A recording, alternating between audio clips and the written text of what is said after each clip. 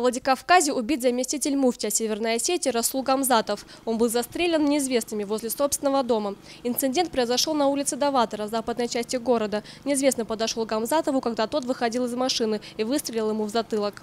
По факту убийства правоохранительные органы Северной Осетии возбудили уголовное дело по 2 статьям. Следствию пока не удалось выйти на след убийцы и заказчика преступления. Как сообщили в правоохранительных органах республики, отрабатываются все возможные версии. За последние годы это уже не первое громкое преступление, направленное против религиозных деятелей во Владикавказе.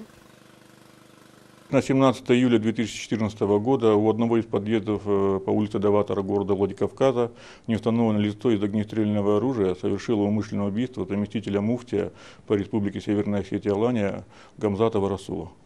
По данному факту возбуждено уголовное дело по статье 105 части 1 и части 1 статьи 222 Уголовного кодекса Российской Федерации. Это убийство и незаконное приобретение, хранение и ношение огнестрельного оружия.